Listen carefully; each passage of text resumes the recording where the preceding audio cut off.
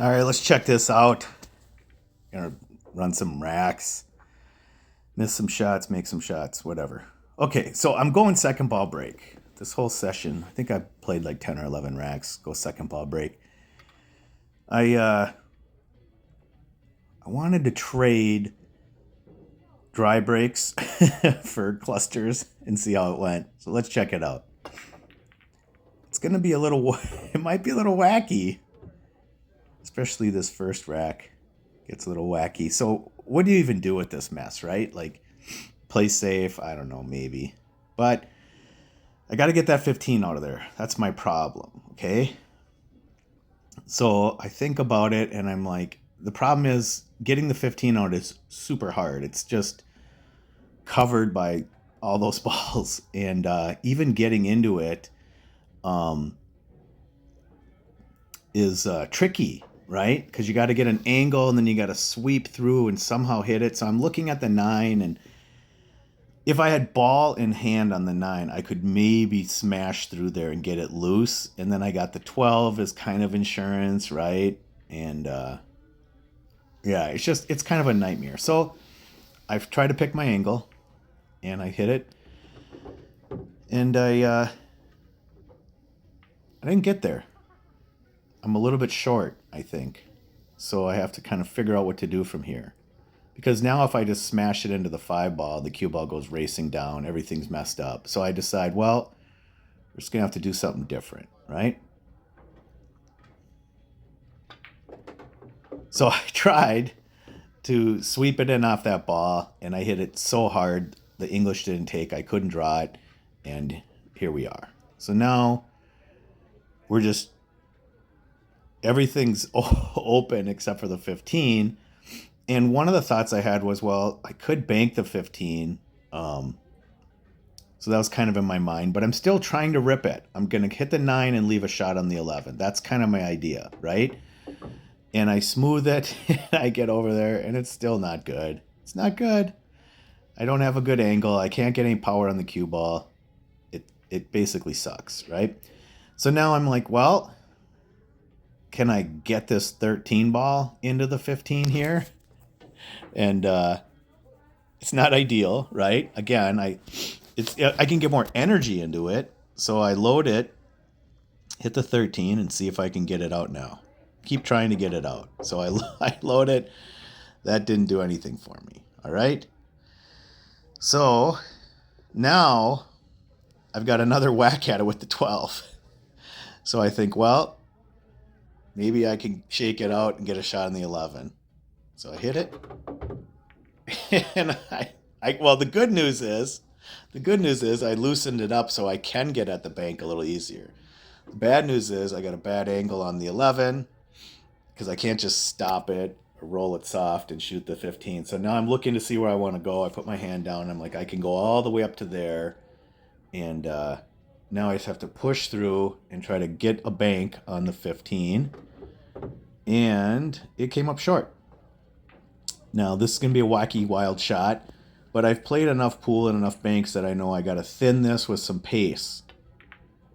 And Bob's your uncle. So it looks crazier than it is. I wasn't thrilled about it, but I can't stop shooting. Can't stop, won't stop. Once I get going, and I'm going for the run out, and I get that far deep in, I got to keep trying, right? And it was always in the back of my mind that the 15 could bank, but I didn't have an exact plan. It was pretty fortunate. I wasn't even like concerned about shape on the 8. I just had to make sure I make the 15. So I put all my chips in on making the 15. I knew that I was going to have to get a little lucky to shake and bake shape on the 8. I did. Yay, pool. Okay. So now we're on the second ball break. We're not giving up on it. We're going to do it the whole session. So we get a ball to go. And now we've got less problems. I like it. Got less problems. The 14's the problem. And this little cluster down here of the 11, 13, 15's not great. But we got that hanger up there on the right. I don't know if that's a 12 or something up there. So now I'm looking all the way at like, come down here and get the 9 to get going, to get shape on a ball. And then, I'd love to get an angle to, to get down table and hit a ball, got a little fortunate, and I'm, uh, now I'm in business because I'm just gonna slow bump this 13, right? And that's gonna be my next ball I'm gonna shoot, and then I'm gonna leave an angle on the 15 to knock into the 14. So it's late in the game again with the breakout. I would have loved this 14 to be out, 2 or 3 shots ago, but that's just not the way the rack was gonna lay out. And because that 12 is hanging in the pocket, I feel a little better about breaking this out late. And I got a nice angle to just smooth into it. I don't have to do anything crazy. I don't have to spin it. I'm just going to hit into it and let it develop. And got a good roll. So they're rolling good. I get it. This is why I harp and teach and talk about clearing your trouble first, because we do not want to be in this spot where if that rolled a little different, I could have been screwed on both balls, right? And now there's jump cues and there's kick shots and that ball's hanging, and I get it, but I just would have loved to not be here.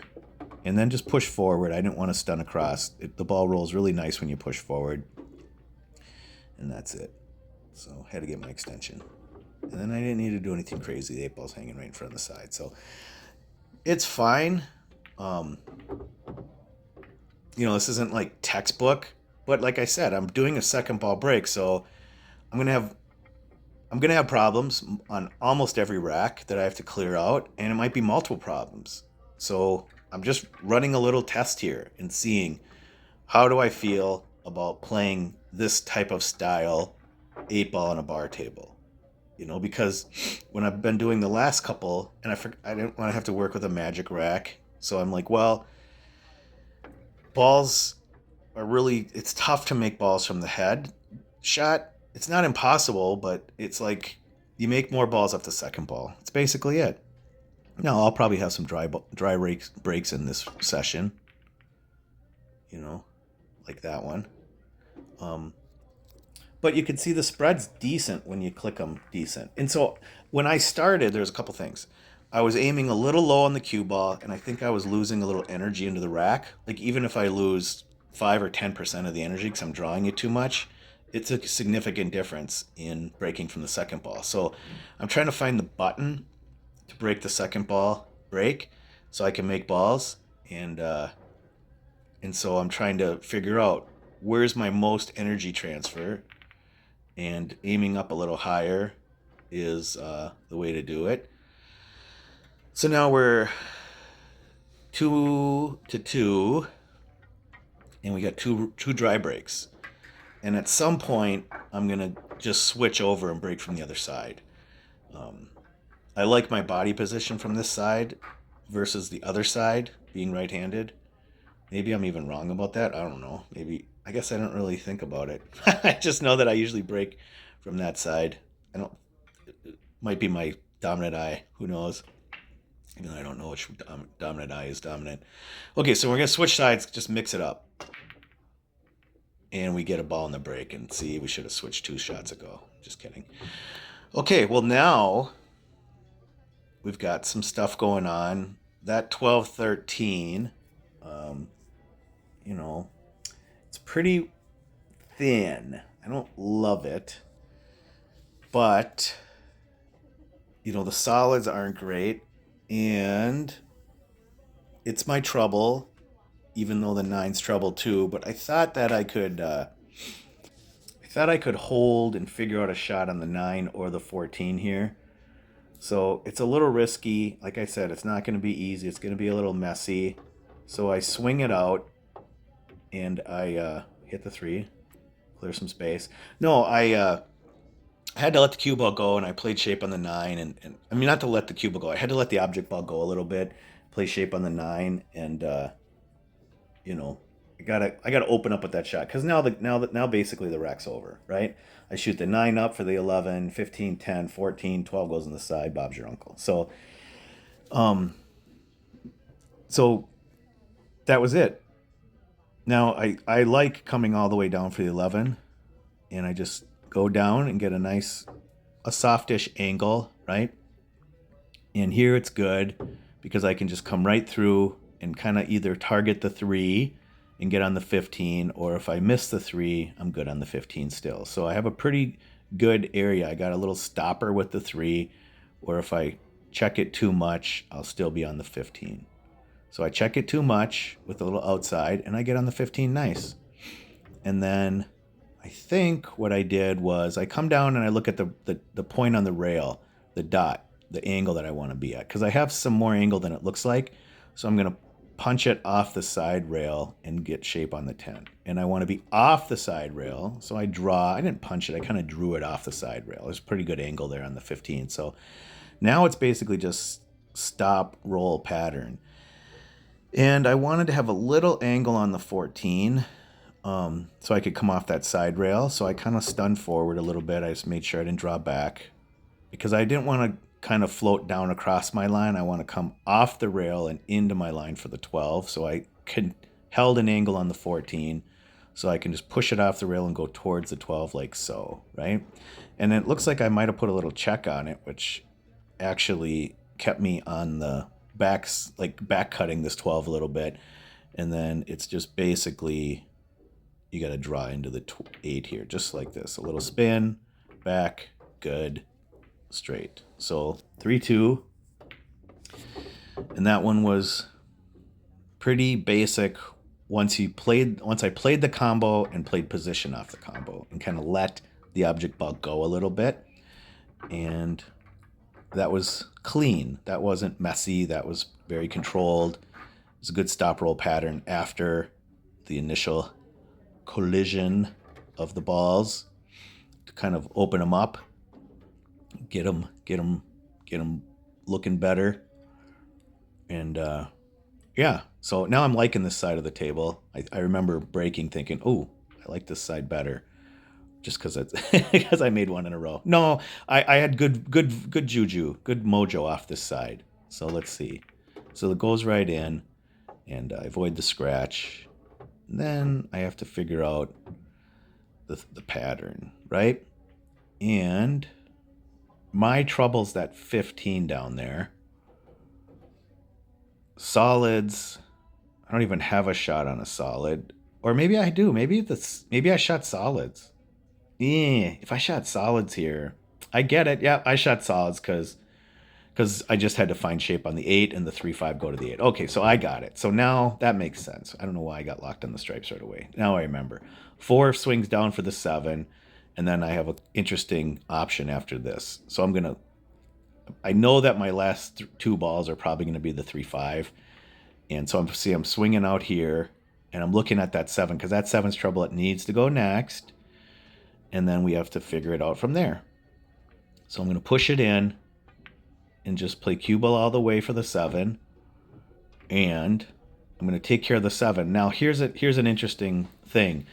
I was sitting there, and for some reason, I was like locked on going forward off this ball. And it looks super simple, right? You do not want to go forward on this ball because it just doesn't set up right. You got to shoot the 1 next. So going forward was like putting me in this weird spot. I just got looking at the tape. Sometimes you get locked on the shot wrong, and you just look at it wrong. So I spent some time looking on this side, and finally I came up with the correct solution, which was just 2 rails draw towards the 1, get on it nice and straight, and then you could shoot the 3 or the 5 last. And but you'd really like to shoot the 5, the 3, and then the 8, so you don't have to draw back for the 8. So I end up finally figuring out, oh duh, let me just hit this shot, 2 railer towards the 1. And yeah, so,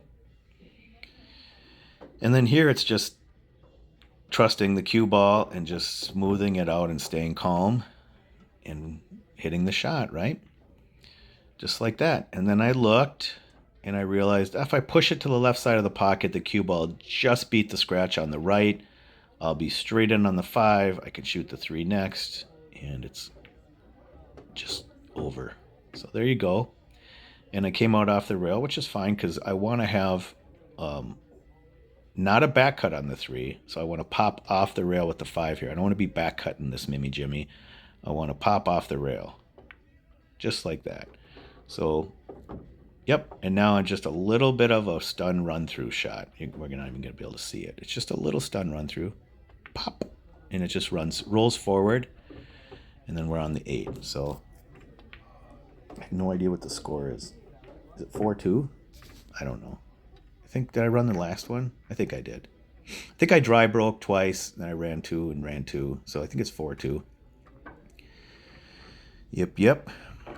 So, yeah, these racks are a little bit more movement, a little bit more breaking out problems, which causes more movement, right? And the balls aren't as like open, so you're gonna have a little more movement in the cue ball, which is fine. I'm just just trying to check both ways and see. Obviously, if I break head ball and I smash it, and I make a couple balls and the cue ball's squat in the center, I'm loving it. And usually stuff's not too tied up, but this is sort of putting your chips in and saying, I'm okay with a tied up rack, and I can live with it. So, all right. Well, this was some nonsense because that 5 ball is so deep. I just couldn't even figure out how to get on it, how to get out of there. It's just terrible. So, I mean, in shooting the stripes, what am I going to shoot that 11 and then there's a big cluster there and everything? It's like solids all the way here. I couldn't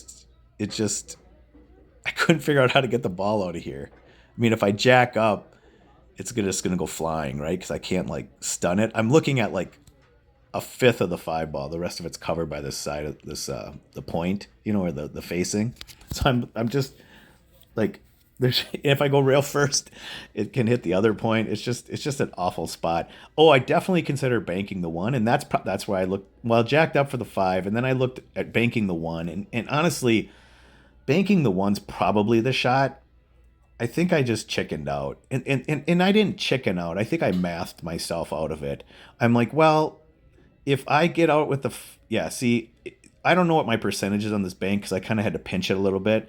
So I'm like, well, I know that the 5 can be made, and I know that I can come up with some sort of shot. So I'm gonna try to just spaz the ball out of there a little bit, and I got it out. And then I'm just gonna try to figure out what can I do from here. What can I what can Daddy do from here? So I got it out. I got lucky. It's just kind of like just trying to come up with a shot, and um, and now I got the it's actually sets up pretty nice. It's the 174, and then the 3 leads to the 2. So you go to the 1, the 7 goes to the 4, and I think the 3 goes in the side pocket, or I guess no. You know what? No. What was I trying to do? I know I was 7-4. You know what? I think I was going 7-4-2-3. I think that's it. I think I was just gonna pick the lock on the 2, and I just got too far out because there was a spot that I could have got down and made the 2 and not gone too far up table and made the 3 after. It was tight. Like, this is a really really tricky last bit of transition. So I didn't get there, and now I switched, and now I said, well, 4-3 in the side 2, and I don't know. I mean, getting on the 3 with a soft angle to come back is just like that, right? And now it's like this little weird pinchy, like I gotta hit the uprights between those 2 stripes and get on the 2 without going too far down table. So it's a delicate shot, but I'm capable of hitting delicate shots. And I told you guys, like, this is what it's gonna look like second ball breaking. It's gonna be a lot more kind of surgical, kind of little shots, like that, right? And it's just a trickier deal. Now I'm going to go 3 rails, just beat the 12, don't hit the 14, go around the table. Maybe I end up hitting the 14, I don't remember. So I got to like stun, drag, smooth, kind of change angle. Yep, I hit the 14 just a little bit, which is fine, and the 8 ball's in front of the pocket. So, yep. I have no idea what the score is. I forgot. What is it? 5-2? Sheesh, I don't know. It can't be that. I feel like I broke dry twice from the other side. I don't care. Who cares what the score is? I'm just talking about racks. I'm sorry. I have no idea how many racks I've ran or not ran, and I know I'm gonna miss a couple, but that's cool. But I'm liking breaking from this side. It's pretty good. Um, yeah. Let's see. I remember I made some 8 ball breaks. I think I made 2 8 ball breaks. I don't know if I ran out from them, but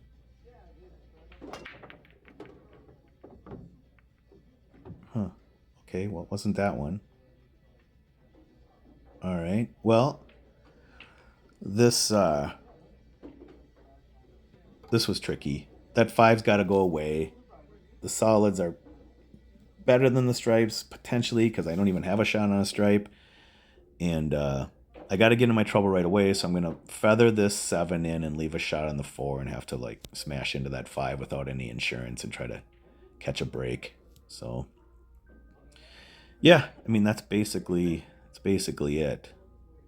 So yeah, I'm gonna go back and forth with some inside because it's a very thin cut, and I can just control my cue ball this way, back and forth, and leave an angle in the 4.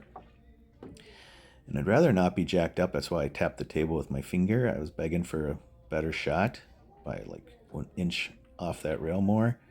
So now I'm jacked up. I'm not as much angle as I'd like, and I gotta smash it and almost like create an angle by hitting it into the far side of the pocket a little bit. So this ain't no good. You'll see what happens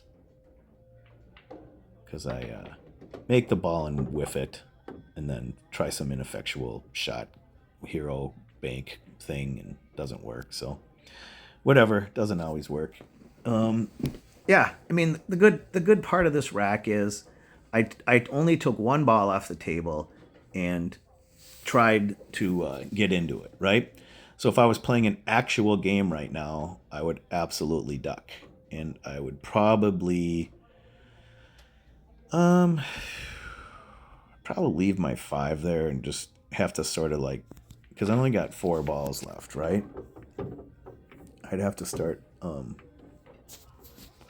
trying to eat dogs off the team and try to stay alive, but we don't have to worry about that because we're trying to run out. Yay pool. So okay, I've anyone know what the score is? I think I've ran 4 or 5, and I've missed 3 or 4. Ugh. So whatever.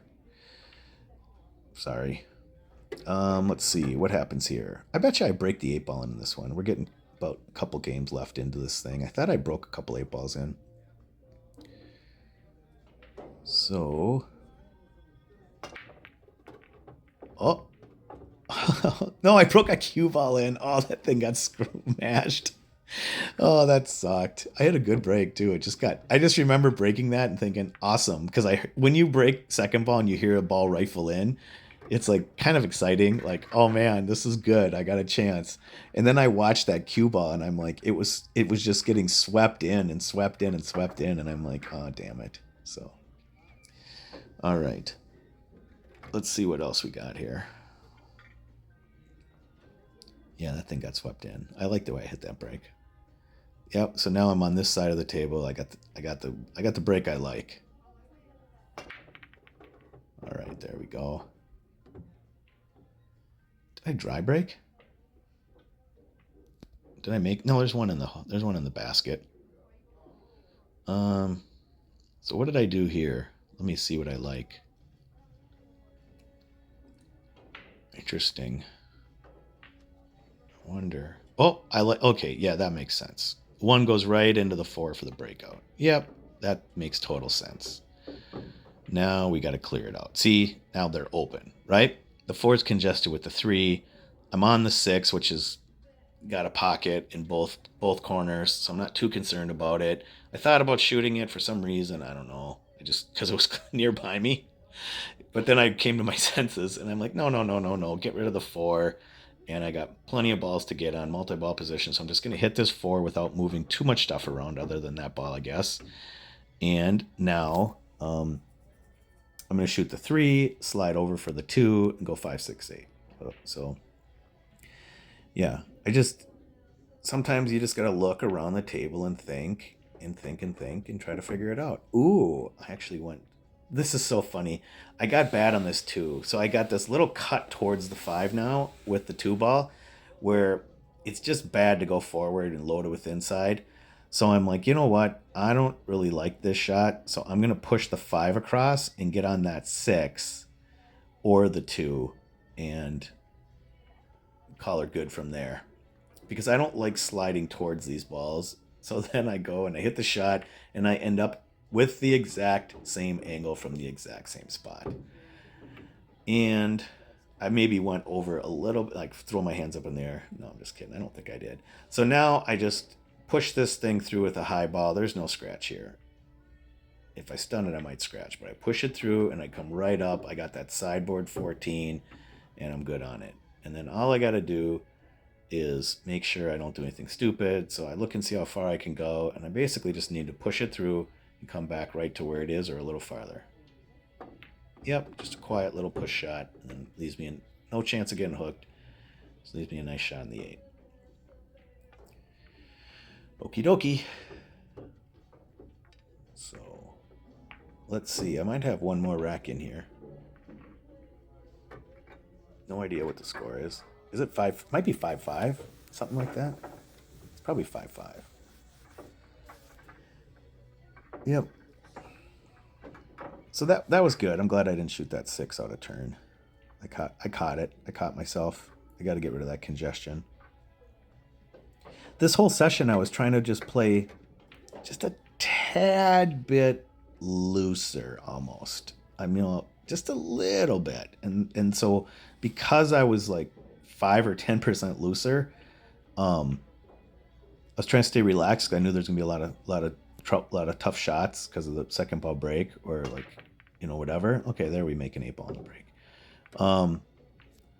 So take the points. So what I'm saying is because of that, I think I wasn't shooting like super super duper faster, but I noticed that I had a little bit of a couple times where I had to stop myself from shooting the wrong ball. Not a lot, just like once or twice, I think. Okay, here I liked moving the 8 out and clearing some space. Like I intentionally moved that 8 just to get it out away from the center and get it towards the pocket a little bit more. And then here I was just kind of shooting a little faster. I was just like, they're all sort of open and ready. So I'm just clearing out this little zone down here of these 3 balls. And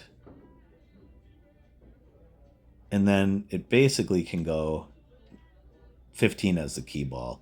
I know a lot of people like that hanging ball on the side as a key ball, but I actually have to like stun, draw, or I have to roll and play short side on the 8. So I actually like getting rid of that ball. So I'll get this 9 ball out of there, and we'll sort of make a decision. And my decision was, yep, because now playing position off this ball that's hanging in the pocket, it's easier because I have 2 balls to kind of get on. Like even if I like chipped it and miscued, I could shoot the 12. But this is a really nice finishing pattern. This is a super common end game pattern, right? With a ball hanging in the side and these 2 down here, and you always go with this end rail ball because it just goes so natural to the 8 ball. You don't want to be shooting that side rail down to the 8. You want to be shooting that type of shot. And you could even go up 1 rail if you got thinner. So that's kind of a cool end game that comes up a lot. And I think that side pocket ball is better